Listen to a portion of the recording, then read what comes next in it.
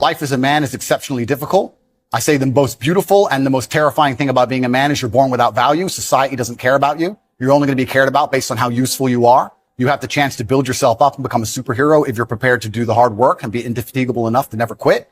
But if you're going to stand around and wait for a handout, nobody's going to ever respect you. I think that a lot of people have forgotten about how difficult and how competitive it is as a man. We're always in constant competition with each other. And it's your duty as a man to stand up and say, I want to be as important and strong and good-hearted and God-fearing as possible. And I need to work hard to achieve those things. The dangerous thing about overly emotional men is that they're dangerous. They're genuinely dangerous. This is what's crazy. All these people who talk about toxic masculinity and how bad it is for men to be traditionally masculine. A traditionally masculine man does things he doesn't feel like doing because it is his duty to do that. He charges into the burning building because it is his duty. Not because he feels like it, because it is his duty. We're now teaching the new generation of men that they don't have duty and they can just act on their feelings and act how they feel and they don't have to act as a man should. Do you know what happens when you get men who just act how they feel? You get school shooters. You get violence. Men who do not control their emotions are dangerous. If you find a man who is stoic, he's not going to hurt people. He's going to sit and think about his actions very carefully, and he's going to be a good man who protects for it and provides for his family. You find a man who just acts out on impulse and does whatever he feels like, you're going to find a dangerous man. Sitting here telling men to cry more and act with their feelings and it's okay to feel this way, that way, etc., and have no self-control. That is why we have the problems we have in the world. Absolutely not wrong. So when they talk about toxic masculinity, they have it completely inverse on its head, completely not wrong. We need to be teaching stoicism. We need to be teaching young men to understand that the world is very, very difficult. It's hard to be a man. You're going to feel bad sometimes. You need to suck it up and perform anyway. Not to sit there and cry your eyes out or blame other people. And when bad things happen, they call traditionally masculine men. If you need a firefighter, you need a masculine man. When you call the police because of the problem you had, you want masculine men. And as soon as a woman or a man is in trouble, when you look for backup, you look for masculine men. And masculine men have a duty to provide and protect those they care about. We have a duty to do things we don't feel like doing because we know we're supposed to do them. And that's why we stayed in the Titanic and died. The real problem with the world is that there's an epidemic of cowardice, man. Men are cowards. We have an epidemic of cowardice. Everybody is so afraid. It's on the other side of fear that you're going to garner the respect of other individuals. You have to do things that they're afraid to do, meaning most likely you are also afraid. I've done a bunch of shit. I was afraid 87 times before I got in the ring and cage. It's scary, right? I lived a scary life. But by going through all of that, I am now respected. You have to learn to face your fear. I'm not saying not be afraid, because that's not brave. If you do something and you're not afraid, you're not brave. You have to be afraid and do it anyway. That's what courage is. So I'm not saying you can be as scared as you want, but you still have to go. We're living inside of a video game. Because in a video game, you're going to go through trial and tribulation. You're going to struggle to upgrade your character. And the reason you upgrade your character is when you get more stats, you can complete more difficult levels within the game. Life is exactly the same. The levels never end, but as you become better, you stand a better chance of completing them. So as you upgrade your character, you get further and further in the game, but the game never ends. That's the beauty of being a man. All these men are out here complaining that things are difficult. The reason it has value is because it's difficult. If it was easy, everyone would have it and it wouldn't have any value. Complain that it's hard to get a Lambo. The reason having a Lambo is cool is because nobody has a Lambo. How are you going to complain that it's hard to be the man, but then also understand that being the man has value? They are linked. You cannot separate the two. It's a logic fail. If you love the idea of being that character you dream of yourself to be, then you should love the fact it's hard to become that man, because it means no one else can do it. There's no light without dark. You will not appreciate your six-pack unless you didn't have one and you had to earn it. That's how the world works. So when I talk to these dudes like, oh, but it's, you know what, Tate? Yeah, I agree, but you know, it's hard. It's hard. Of course it is. It's supposed to be. And if you're not cut out for it, then go off and live a normal existence and die. Sit there, letting other men enjoy the spoils of being a man and die. If that's what you want to do, is just sit there and exist and then be fade into history unremembered. That's your decision. If you want to level up your character, then you need to get out here and do it. You need to be around brave men. You need to get some balls. You need to get your network together. You can do the truth. Humble yourself. Stop sitting there with an ego. Realize you ain't shit. You're nothing but lucky. Bacteria could have stole your eyesight at the age of 3, and it didn't. You could have been in a car crash and lost both your parents. Never happened. You've been nothing but lucky. Blind luck has given you a favorable hand, and you've managed to f*** it up. They are trying to convince you that you should act how you feel. You should show more of your feelings. If you feel this way, you should show it. If you want to cry, cry. Look, I have no problem with guys crying. Sometimes guys cry, right? My dad died, I cried. I've cried once in 10 years, but it's not a default emotion for me. Sometimes you cry, right? But what I'm saying is the reason they're trying to bring out emotionality in you is because most of the time you don't feel like doing the things you're supposed to do. But the true masculine frame throughout history was doing the things they didn't want to do, but they knew they had to do because they had honor and duty. That's what honor and duty means. Do you think the men on the Titanic wanted to stay on the Titanic? No, we're men. We have to stay. We're scared, but we must. It's our duty to let the women and children on the lifeboats. Yeah. This is masculine duty. When you remove self-control from men, you get not only do you get emasculated weak men, but what you also get is very dangerous men. Because the world at large is trying to tell you, just be more in touch with your feelings and everything's going to be fine. Men also have an innate desire, one, for conquest, and two, we have a biological response. We are very predispositioned to anger. You look at all these school shooters and these are men who can't control their emotions. That's all they are. Facts. They have no self-control. And then they go and do dangerous. A good man controls himself. I have absolute self-control. If I decide to smash your face in, it was a very conscious decision. Nothing to do with the fact I was angry. You understand? Emotional control is absolutely and utterly important as a man. Now, I'm not saying become a stoic dork, have no personality, be a boring. I'm not saying that. I'm saying that you need to understand as a man, there are certain principles under which you act, regardless of how you feel. Bam. I can wake up in a terrible mood.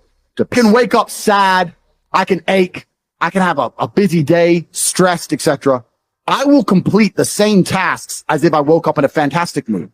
I'll do the same things because how I feel has no bearing on the things I'm going to do in my day because I have duty to myself and to my bloodline. So a lot of you guys out here are acting like fools because you feel like acting like fools. And what I'm going to say to you is, because you think there's something wrong with you, you go, well, I lack motivation. You hear this one? I don't have the motivation to go to the gym. Well, here's the news flash. Neither did I. And I still did it. So now what are you going to say? Now you have no excuse, right? Oh, you're scared to get in the ring. So was I. I still did it. Scared to get in the cage. So was I. I still did it. Being a man isn't about not feeling things. It's about acting the way you're supposed to act, regardless of how you feel.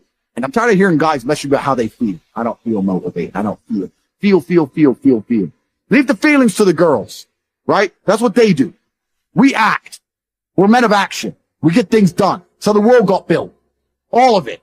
All the men who built the skyscrapers felt scared. They did it anyway. You need to become a man of action. Stop worrying about how you feel and start worrying about what you're supposed to be doing. You have a series of emotions you live with regularly, don't you? Those emotions could be bliss, passion, joy, faith, but they could also be worry, stress, depression, frustration, concern. And because you've done it over and over again, even though you know they don't serve you, you will find a way on a very regular basis to get those damn emotions. The quality of your emotions is going to be the quality of your life.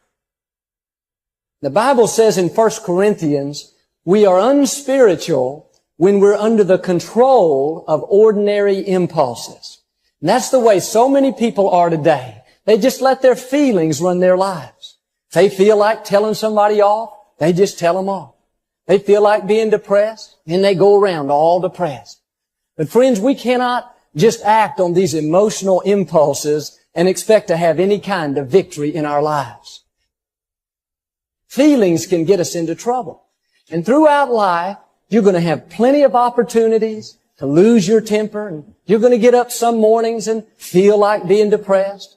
At times you'll get caught in traffic and feel like being impatient, feel like getting upset. But we've got to learn how to follow wisdom and do what we know is right and not just follow our feelings around. I can feel my emotions rising, but I made a decision not to get on board. Just because you can feel those emotions doesn't mean you have to get on board. When you feel like saying something that you know you shouldn't say, no, don't get on board. If things aren't going your way and you kind of feel like being discouraged, no, you've got to learn to discipline the negative feelings and keep a good attitude anyway.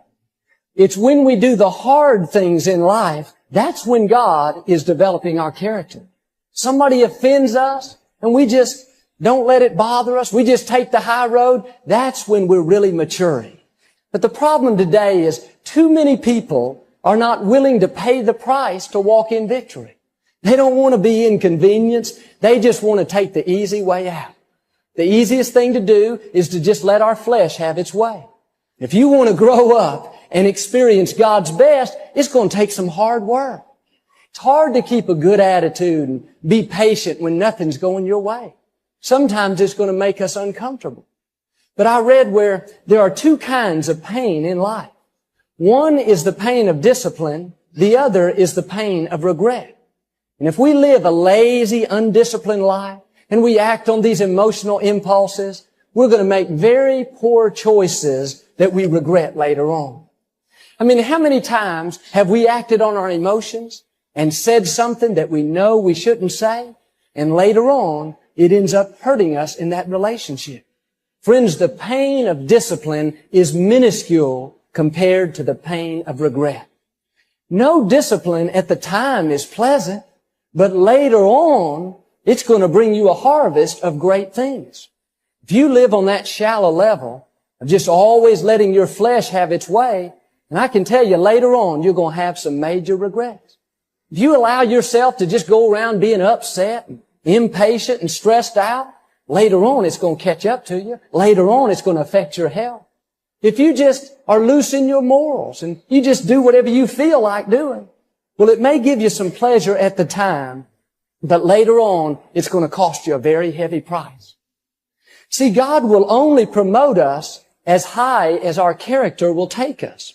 And God is not going to put you in a position of greater leadership if you are not treating the people in your life right now with respect and honor. If you're being lazy and not being faithful to do what you know you should be doing, then that's going to keep you stagnant. That's going to keep you from growing. If you had a problem with your temper 10 years ago and you have that same exact problem today, I can tell you that's keeping you from God's best. If you would just do your part and grow up a little bit and quit being ruled by your feelings, if you do that, that's when God will begin to increase you. If you're having difficult times today, instead of getting all bent out of shape, you need to see it as an opportunity to grow. God may be trying to do a work in you.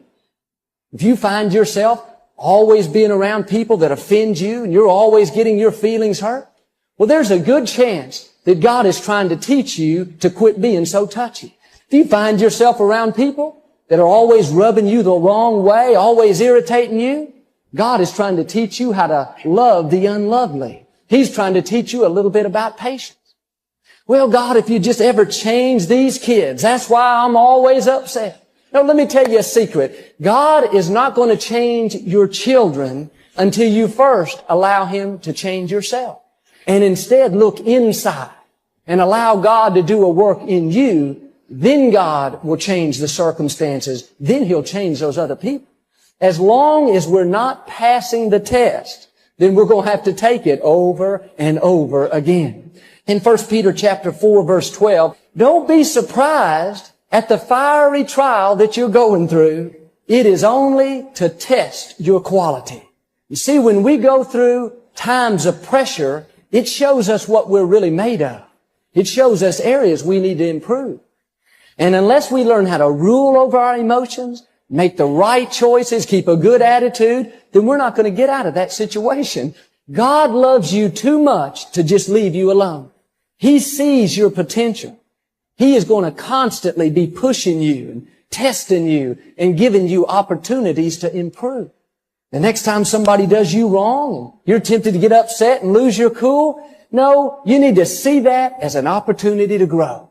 If you'll keep a good attitude and do the right thing, you know what? You will pass the test and God will promote you. Don't get on board with your feelings. See, we cannot control every circumstance in life, but we can control how we respond to those circumstances. When you feel your emotions rising up, instead of just praying, God, get me out of this situation, God, change everything, no, you need to learn to pray, God, help me to remain calm. Help me to rule over these emotions. God wants us to be stable. He wants us to remain consistent. And the way we do it is to learn to live beyond our feelings. We got to discipline these negative emotions. You do not have to get all upset just because things don't go your way. Make your flesh stay calm. Pass that test.